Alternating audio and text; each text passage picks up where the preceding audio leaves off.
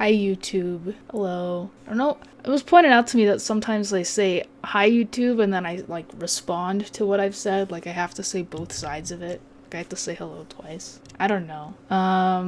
Okay. So this was okay, I have 2 games from Saturday, and because you play 2 games on one Saturday and then 2 games the next Saturday. Although I don't know if I'm gonna be playing next Saturday. I don't know. I might not, but this game I didn't know this person's rating. I didn't go look. I could have just, I could have went over to the pairings and seen his rating, but I decided not to because it's not that helpful to know. So I was just like, I'll just play chess and I'll try and guess his elo after. I guess this is about what I would think. So it was game 90 with the 30-second increment for both of these games, and it was at an IHOP, so very, very Keikona. But so he starts with 1c4, so it's fine. I'll just play like King's Indian moves. But it's just very strange because he just transposed into the main line of the King's Indian. It's just very strange that like someone would play 1c4 but then willingly transpose into this. It's just a little bit odd, but obviously it's just fine. It doesn't make a difference really. But I was just happy to get a King's Indian. I was just, pretty stoked about that. Especially, without any weird lines happening. So he goes here and it's like the Petrosian or something like that. I don't know. And a5 is the move here. I don't really remember any theory here, but I got to be refreshed on it because of this game. So I play knight a6 and he plays bishop e3. And then I had to think here for a little while because I kind of felt like knight g4 was the move, but I looked at knight g4, bishop g5, f6, and I was like, well, that sucks. Like, what is the point of that? But this is the right move, but you're supposed to play queen e8 here, which makes a lot of sense, I think. Or is it? Wait, no, it's not queen e8. You do play f6, and then you play, oh yeah, h5. Yeah, h5 is the move here, which I didn't, like, and I just looked at this, and I was like, I don't know, like, this, like, I don't want to play g5, like, what's the point of that? He's just gonna kick my knight back. But h5, and then if he plays h6, then we're rerouting the knight, we have a square for it. So, I don't know, I'll have to look at this in more depth, because what I did was just fine, but it wasn't the best. Hello, Tagbon. Anyway. We used to play at Denny's, but, all of the Denny's in my town got shut down because the guy who was running them wasn't paying taxes. So we don't have Denny's anymore. That's why we go to IHOP. Okay, so I just played b6. I don't know, it just seemed like it was, like made some sense here. Just put the knight on c5, And he played this a3 move, which is like, sure, he wants to be able to play b4. But I think that in this position, so knight c5 is threatening to take the e-pawn. It like makes a threat. So I thought he was going to play knight d2, maybe knight e1 to d3, something like that.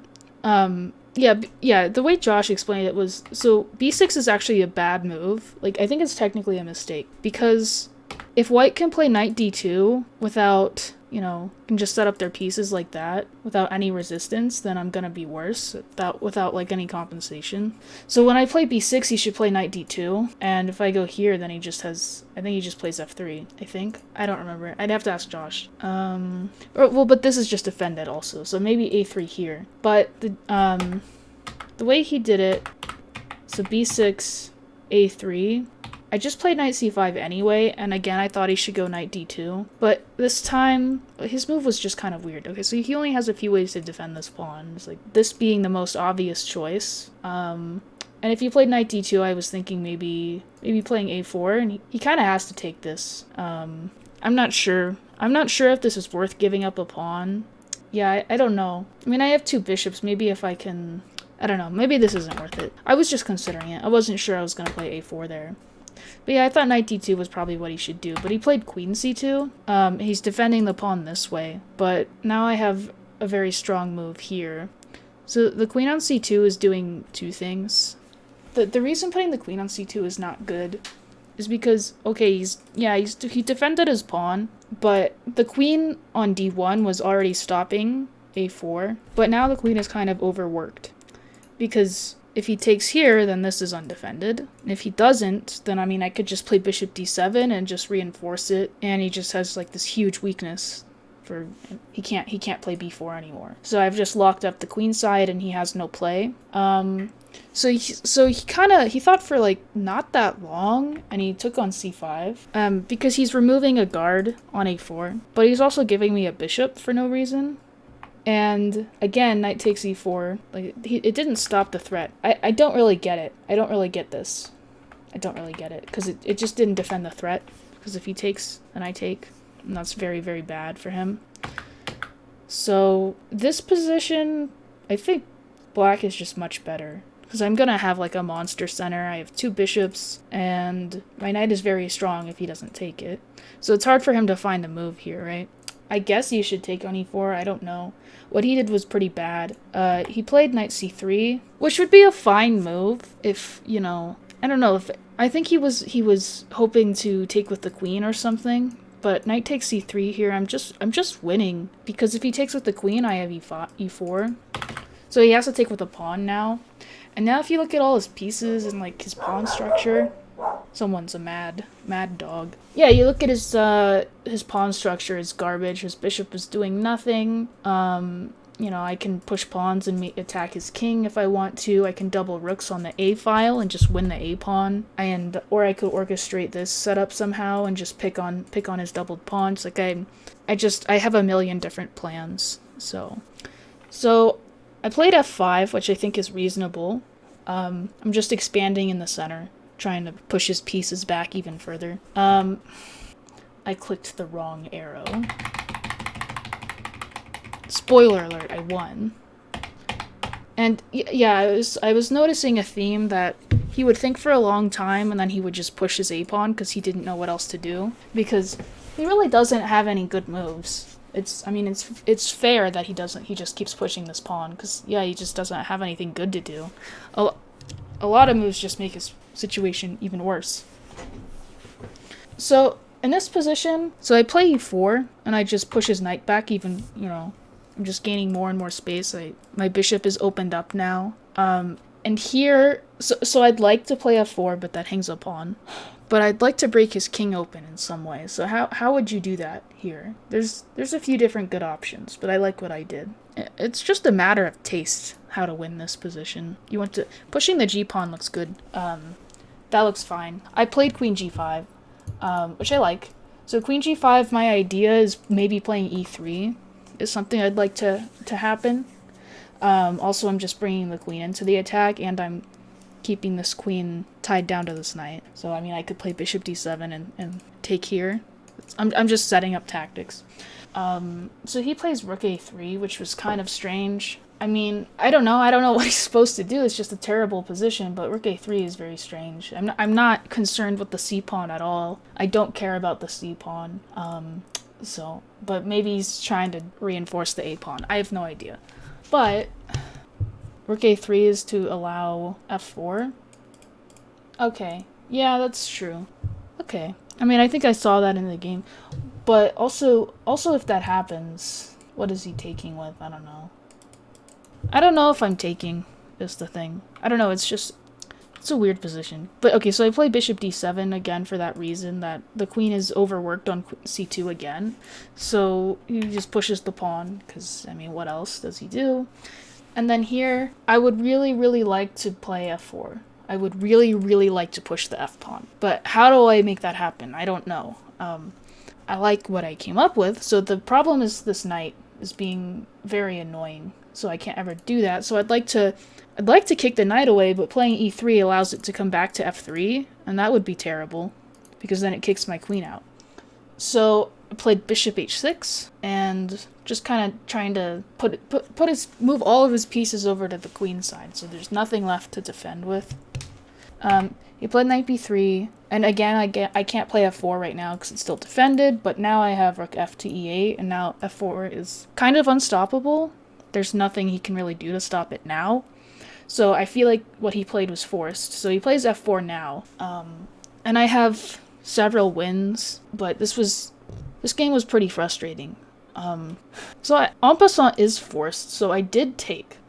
But there are some other tempting options. I looked at playing queen f6 and maybe just going after this pawn, but I wanted to kill him, so I was looking for a concrete win. So what I played is technically the best move, I guess, but if I had this position again, I think I would play queen f6. But I didn't. It's because I didn't see the follow-up. So if he plays just something like g3, I'm not playing bishop g7. I mean, I could and still be winning, but I'm playing g5 here.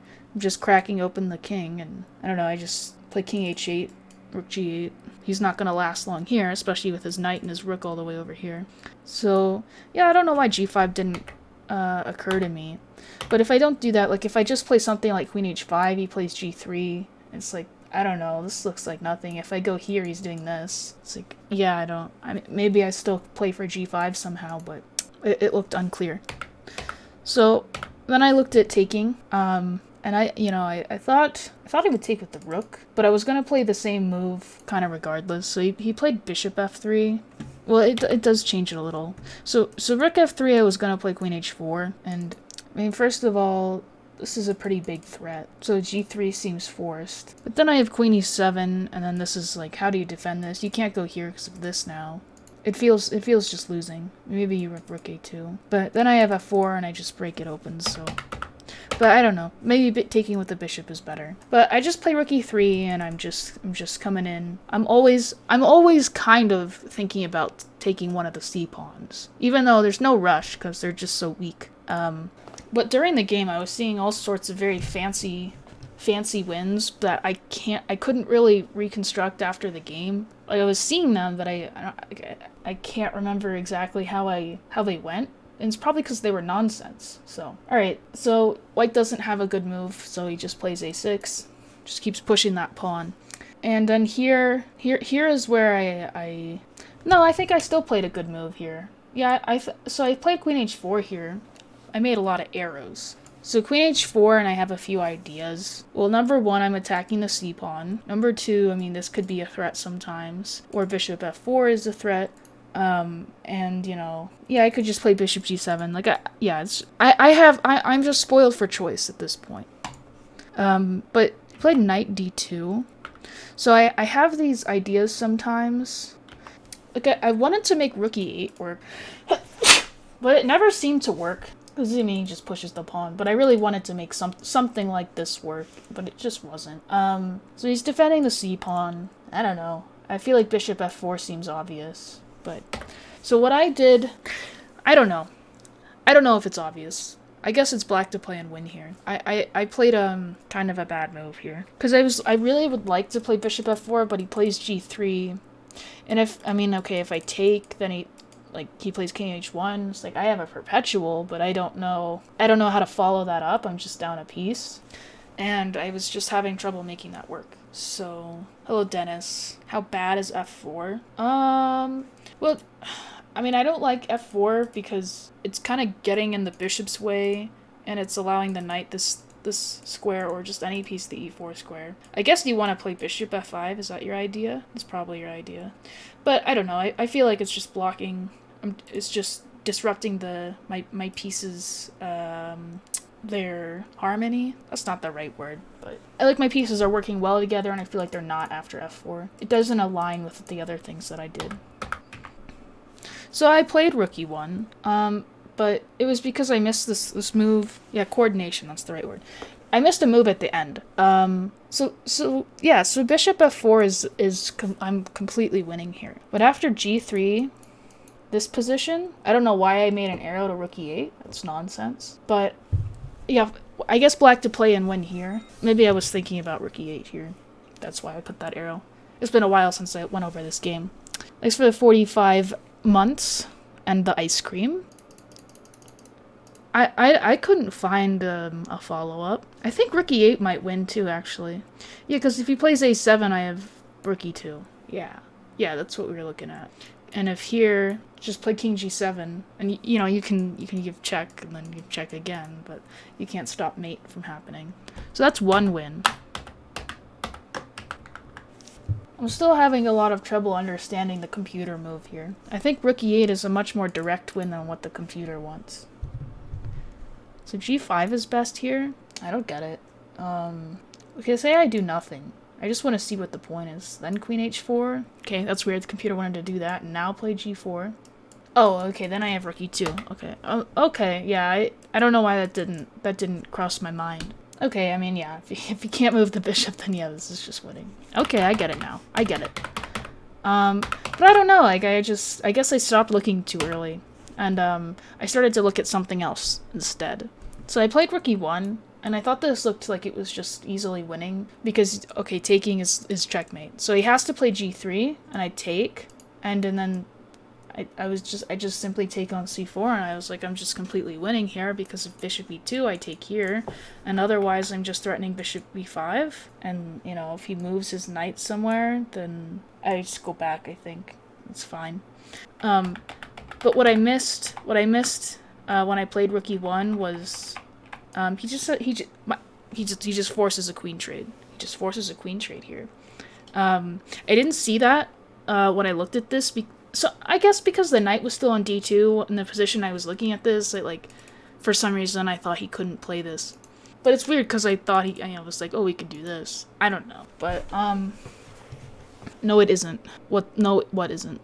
Oh, queen b5? What's the problem? Maybe in a different position you're talking about. But yeah, he plays queen e2. I got very annoyed. I was very, very, very annoyed here. And, he wrote down on his score sheet, he wrote down for my move, before I moved, he wrote down queen takes e2, and that made me insanely angry. I don't like that shit.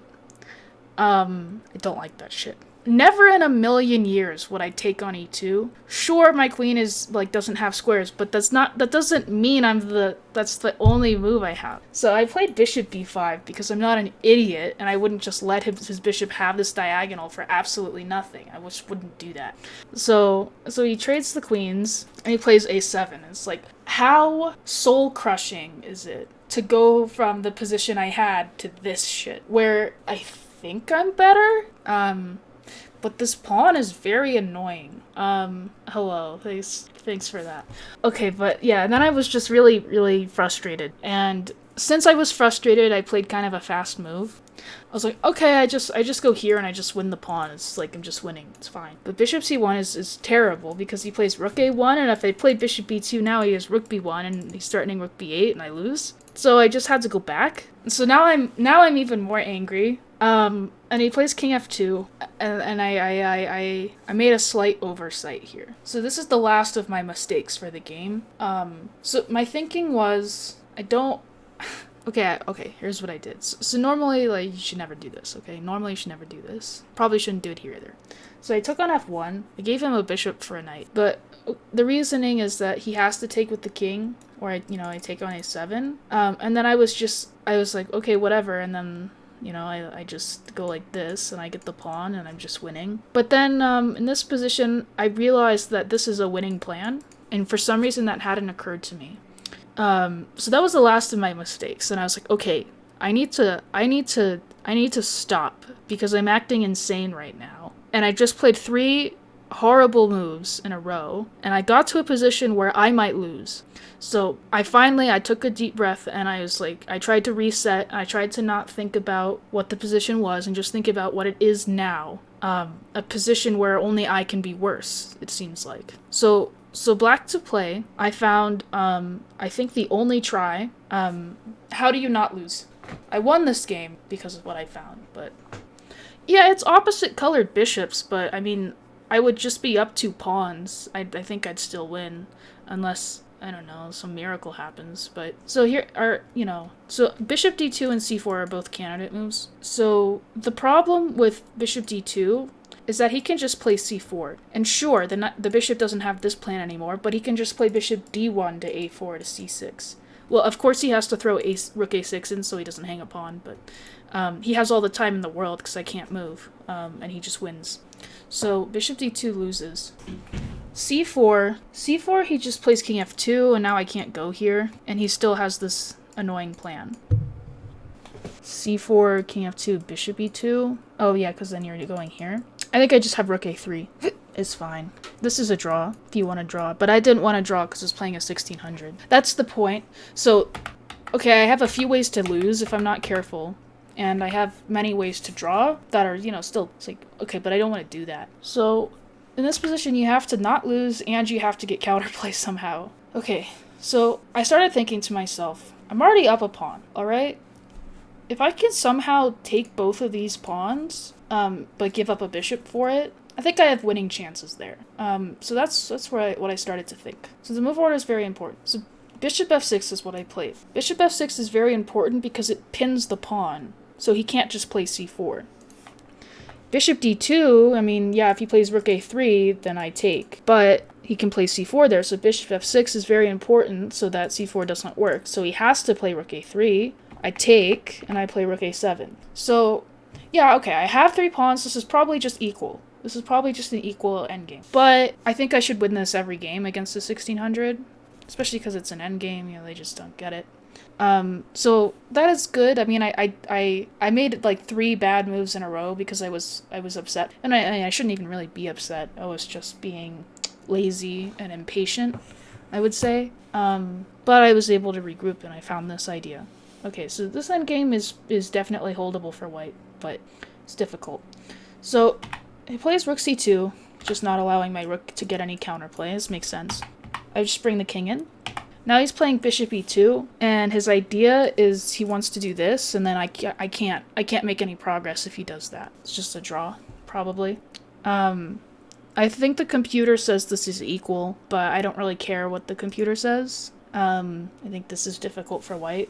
So I just played rook b7 to not allow any of those ideas. Because even if he tries to play bishop a6, like I just played rook b6 and he can't get in any way.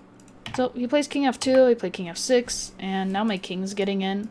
He doesn't really know what else to do, so he just moves his bishop, and I play king e5. Okay, so here I feel like I've made a lot of progress. And white just has to sit there and do nothing. I don't know how, because okay, I'd like to just bring my king in, and in some way, somehow, trade the rooks. If I can trade the rooks, then maybe trading the rooks, if my pawn is advanced at least one more square, would be a win. So that's what I'd like to do. I'd like to play king d4, c4, and just, you know, the king is kind of cut out a little bit. So, well, you should still say it even if you're not sure. I mean, sometimes I'm a little harsh with my wording, but it's how you learn. Wrong answers help you learn. Rook e2, king d4, rook e7, dangerous for black. So no, actually. So if he tries to do this, I think white's just losing. So if I play, maybe I shouldn't let you take there. Say I just play h6, and then if you move your rook away from this file, then it takes way too many moves to get back, and the c-pawn just runs. So I think in this position you just have to go back. And if that's the case, I wonder if g5 is any good. And my idea is letting him take on h7, but I'm defending the square, you know, from checks and shit. And if he takes, I play c4. And if you go back, then I'm just play c3 and my rook's coming in. I don't know, it looks really difficult for white. But that's the problem. That's why this endgame is so hard, because white can go wrong in many different ways. He played rook e2 check and I played king d4. As soon as I got my king to d4, I had no doubt that I was gonna win, really. Alright, yeah, so after I got my king to d4, I felt like I was just winning. I'm not. It's still equal, but I didn't think he would be able to defend for that much longer. So he plays this interesting move, g4, which I thought was a really good move, and when I saw that he played that, I was a little bit afraid.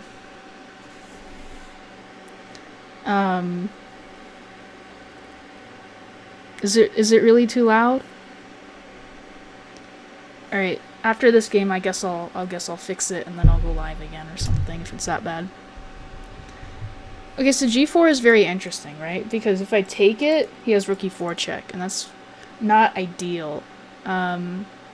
This f-pawn is keeping this bishop passive, and is keeping it from coming in and doing anything to my pawns, weakening anything. So I was very worried after seeing this, you know, and I obviously can't play f4 because of this. But then I realized that I can just ignore this. Because if he takes, I mean, what's the big deal? I'm still controlling these important squares. So I decided to just push the pawn. I play c4, he takes, but this pawn is dominating this bishop in a way. It's kind of silly, but now it's getting quite difficult for him to find a move. So rook d2 check is fine. King c3, rook d1. And then here I was considering, so sometimes it's good to... I was considering playing king b2, check, king c1, rook d1, king c2. Getting to that position that way, instead of just playing king c2 right away. And the reason I would consider doing something like that is because sometimes it's better to, like force a repetition once or twice, just to give your opponent room to make a mistake. So it's sort of like that idea. But then, you know, he only had like a little less than 20 minutes left, and he had an increment, so I thought it would be better to just play king c2 and not let him get any more time.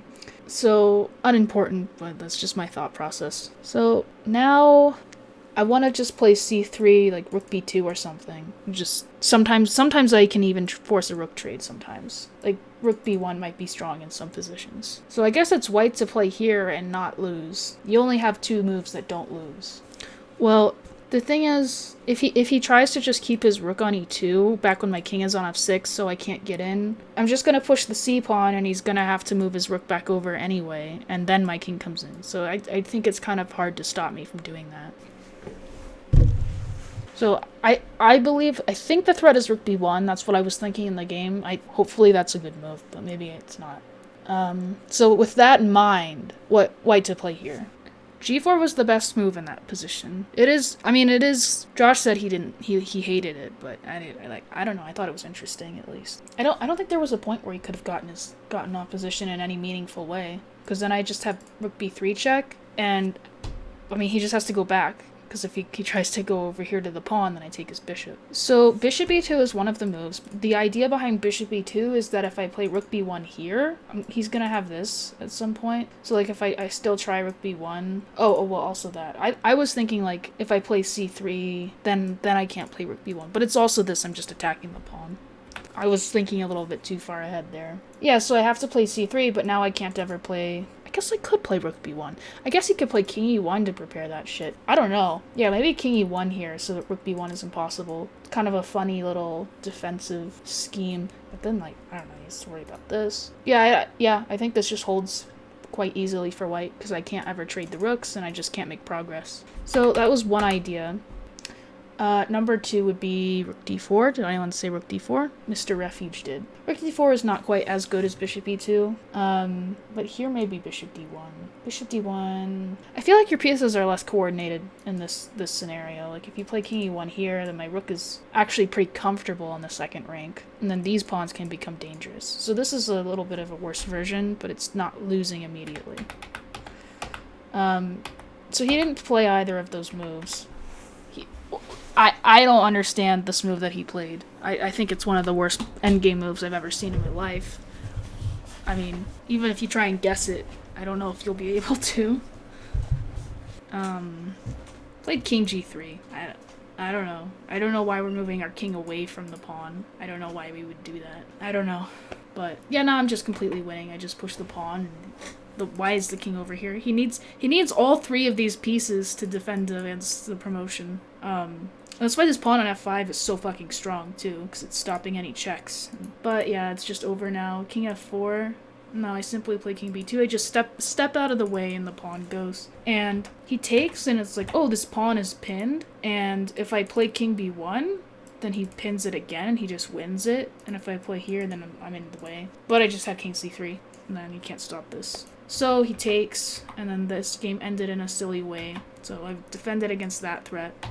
Now I'm just bringing my king in, and c5 is always hard to stop. If he ever goes after this with the king or the bishop, then I have c5. I have it here because this is a check. So that's where he resigned. Not my best game, but I was still able to win it after fucking it up enormously.